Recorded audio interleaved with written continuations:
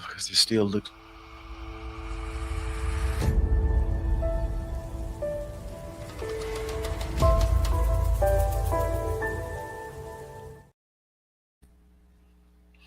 Well, bless the name of the Lord. Listen, it is wow. Again, word on Wednesday, work the word Wednesday, war on Wednesday, whatever Wednesday you want it to be, that's what it is. We are so very grateful for being able to come together yet once again to break the bread of life. Thank you for joining us via social media. Then thank you for joining us in Sanctuary. Listen, we started the year off talking about this is our year. This is the year of moving into manifestation, knowing God by experience, knowing Him by experience. It's one thing to say that I know something about the Lord. It's a whole nother thing to say I have an experience with the Lord. When you have an experience with Him, you know Him as such. Then you know Him by the experience that you've had with Him. You know Him in a different way than you did before you had the experience with Him, when you come through the experience that you've had with Him. So we are thankful that we are getting to know Him by experience. Again, it is one thing to talk about how good God is, but it is another thing to experience the goodness of God. It's one thing to talk about how blessed we are, but it is sure another thing to be to know that you are in a blessed place and be able to experience that blessing. And so we're going to continue walking in that, and tonight we're going to keep talking about knowing God by experience, and we're going to talk tonight about doing God's will. Doing God's will. Let me call your attention to the Gospel according to John, the fourth chapter, verse number 34. The Gospel according to John, the fourth chapter, verse number 34. Let me read it into your hearing, and then we're just going to get right into it tonight. The Gospel according to John, chapter 4, verse 34 says, Jesus saith unto them, my meat is to do the will of him that hath sent me, and to finish his work.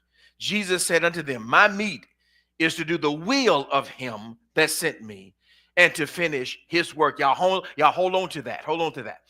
Many times we say we are seeking God's will. But hear me tonight. But oftentimes we're relying on ourselves to fulfill our own dreams and ambitions. See, it's a tight place to be. It's a very tight place to be, because remember now, you're still dealing with you. You still have to deal with nature, and you're dealing with what it is that God is doing through Holy Spirit.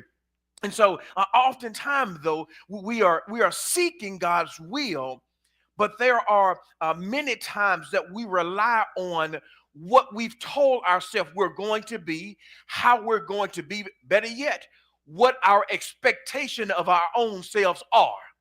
And when you rely so much on, I said I was going to be a nurse when I was 6 years old, and now you're still trying to move in that vein, and you're of age now, and you're relying on that. Then you're in the place now where you're looking at self-will. You see, we're willing, watch this, y'all. Can I just teach us how I feel tonight? We're willing to work hard at what we want to do in our own will. We'll become very committed to it. We'll be deeply committed to what we want to do rather than what God says.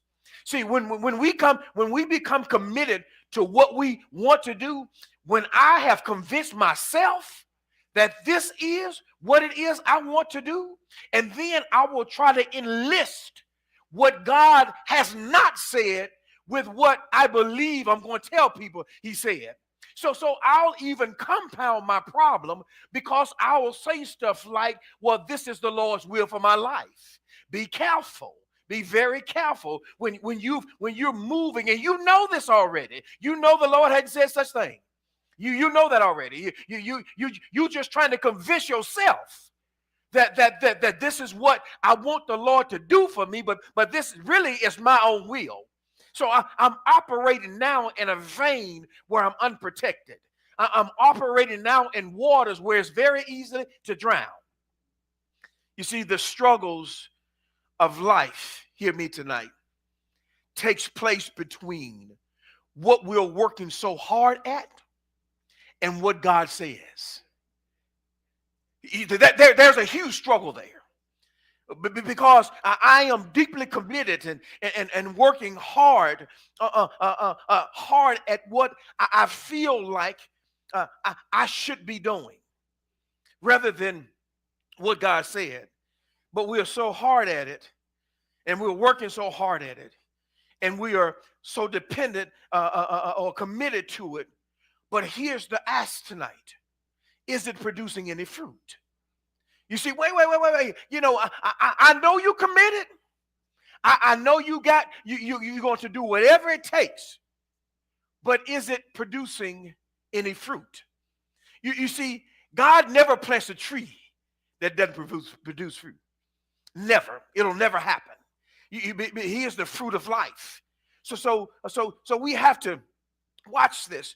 We have to make our own plans, and then we try to enlist God to bless them.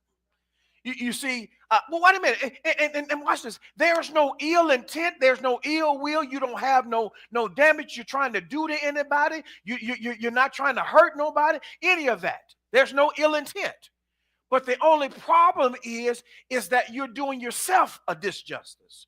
You're doing yourself a disjustice when you try to enlist God in what he didn't say. So I can't bless what I didn't say. I as bad as you want me to say that, watch this. That's not the will that I have for your life. So wait a minute, wait a minute, Lord, but I do it so well, Lord. I can function in this vein. I'm good at it. And watch this. I even prosper myself at it. Watch this. Wait. You prosper yourself at it. Watch me now. Stay with me. Where's the fruit of prosperity for? Watch this. What's connected to you? Yeah, you feel good about yourself. You're even doing good in the vein. But this is along the journey, because there's no fruit. There's no good. All I'm doing now is pat my own self on the back. You know, I feel good about myself. And then we'll have that just when we'll say, well, you know, I really don't care what other folk think about me. Be careful. Be careful. Because the very bridge sometimes that you break is the one you got to come back and mend. And sometimes the place that needs the mending is not so easy. It comes sometimes hard when we get outside of the will of God. But God is waiting for us to surrender our lives to him. And I know we born again, we're saved and filled with the Holy Ghost. I understand. I get it. But hear me tonight.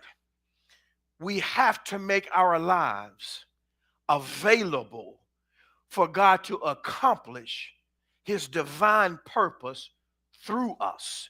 Wait, stop. Let's pause for a minute. I can't do that when it's me, my foe, and no more. I just can't do that. How do I function? So how is it that he's going to use this vein to do what needs to happen, but I've shut him out because I know what this vein need to be doing already? I got my mind made up. I'm dressed the part. I got all my stuff together. Everything's good. So I've already convinced myself now, watch this, that I don't need to enlist what it is the Lord has willed for my life, because I think I've got it. I feel as though I've got everything, and here it is. And because I feel as though I've surrendered my life to him. Watch this. How is it that to be true, but this part of your life you shut him out? How is that to go together? We begin, watch this, to see things differently. As we change our perspective, as we change our perspective, we begin to see the difference between man-centered and God-centered. When I change how I perceive, how I look at that, when I stop shutting him out about things that he's given me to do because I've convinced myself that's not for me. When I begin to stop, watch this, being open to what it is that he does fresh and anew each and every day. When I begin to think that my day should only consist of what I feel I've been called to do or how I've been called to do it. I'm shutting down everything else.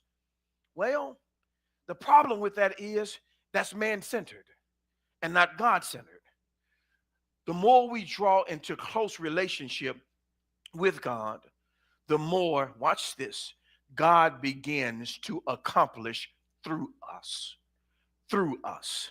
When I make myself available, watch this, y'all, for the thing that I didn't know that I was going to have to do, but God has willed it for my life. I've made myself available. This is new for me. Guess what? When I make myself available, I don't have to have the tools. He is the tool. When I make myself available, I don't have to, watch this, worry about what I can't do or I'm at a disadvantage. Watch this now. His will encompasses everything that we need to do what he's called us to do. So I'm not at a disadvantage for what I've been called to do. I'm at a disadvantage of what I think I ought to be doing. There is my disadvantage. My disadvantage is not that the Lord is going to, watch this, do a new thing through me today. My disadvantage is, well, Lord, not today because I know what I've been called to do. Well, there is the problem. The more, watch this, y'all, we allow ourselves to understand that God can accomplish what he wills through us and in our lives, and it doesn't necessarily mean that was on your sketch or that's what you thought or that's what you planned. It means that I'm open now to be used of God. When I hear from God and I know Holy Spirit is speaking unto me, I have to remember this. I have to remember that my paraclete, my teacher, my comforter is not going to, watch this, give me assignment and then check out on me. You know how you used to do when you was playing and you was trying to get rid of the person you were playing with, and you would say, well, let's go in this door. You let them go in the door, close the door behind them, and they go in there telling me where you are. Well, the Lord don't work that way. He doesn't work that way. He's not going to shove you in the door and then back out on you. No. What he's going to do is going to open the door. And he's going to say, watch this, don't you worry about trying to go through. What? Just follow me through. Don't you worry about, don't I'm going to even turn the light on for you when I go in. So you now, and I now have watch this, no doubt about the will that he's given unto us. Wait. I know you hadn't done it before. This is all brand new. It's a new day. You know, I didn't think, Lord, that I had that and I was capable of that. I know you didn't. That's why I'm me, and that's why you are you. Well, he can accomplish, watch this, new things through us because his will for our life consists of us being open for use each and every day, all day. It's not a closed shop. The shop's always open. He's always able to use us in areas and ways that we didn't think we could be used. Could the reason we're not doing the will of God be because we're not asking the right question? Stay in the same text, John 34. Let's go to verse 32. Let's just read this for a minute. Verse 32 said, but he said unto them, I have meat to eat that ye know not of. Therefore said the disciples one to another, hath any man brought him aught to eat? Jesus said unto them, my meat is to do the will of him that sent me and to finish his work.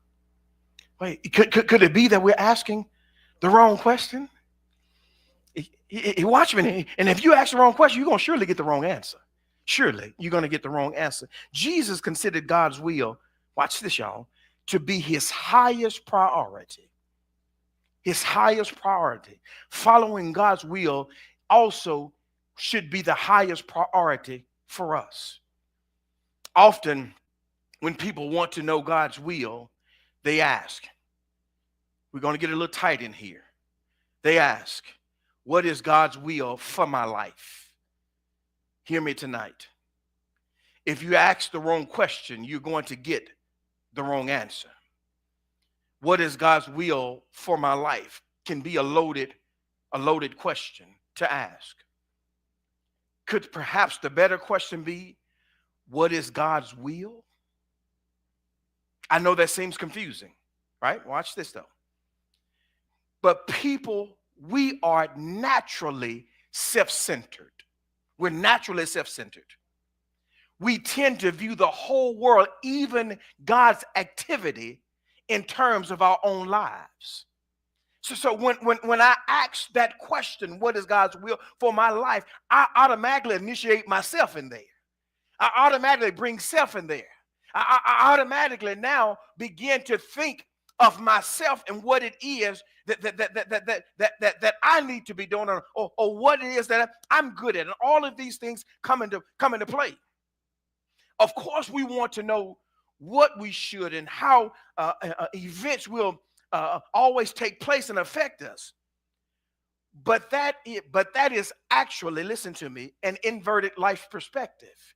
When I'm self-centered, I'm already foggy about, watch this, what it is that I'm asking. So when I ask, what is the Lord's will for my life, I've got a perception already in my head. I'm already in a place now where I begin to try to formulate and get God to agree with some of what I've already told myself. I'm trying to convince the one that knows the will of my life to kind of buy in now to my thoughts. But watch this. And so now I've almost given myself to be one-sided about his will, because I've already got a perspective and an outlook based on what I was told, how I was raised, who I was raised with, of all these things now that I've got to deal with. So now I have a thought in my mind. I've got a picture in my mind. I know what you're saying, Lord, and I know what I asked. But I also know what my mind is thinking. And so now I'm not as open as I thought I was, because I've got this preconceived notion in my mind about his will for my life. You see, once I know God's will, hear me today, then my life gains its proper perspective. It's only then that my life can gain proper perspective. And I can adjust my life to him and to his purposes. Watch this now. Once I gained, watch this, perspective of what God says about my life to me in my life, now I've got a proper perspective of how I can be available to be used for him. Now I've watched this, my purpose now that I thought that I had is not matching up now with what he is saying. So my decision now has to be based on what he said, not what I thought. It's got to be based on what he said. Watch this. I now can't ask him to bless now things outside of his will. I've got to get in his will and then adjust myself and to his purposes. See, I'm no longer in the position where I can say, well, Lord, won't you join me over here? Well, no. No. I can't ask him to bless me in the place that he didn't give me to be blessed. I've got to get in the place, the will that he's given me to be blessed. And now I've got to adjust that to this. I can no longer operate over there. I'm the one that needs to make the adjustment, not him. You know how we do. We get on bending knee, and we'll ask the Lord to bless stuff that we know he hadn't will for our lives. And then we'll go down there. I mean, we'll go with it. We will go, and when we are convinced of it, we will go. We will call fire from heaven.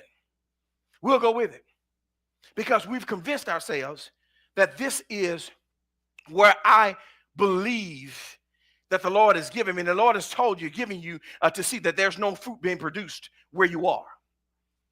That matter of fact, you're even struggling in that yourself.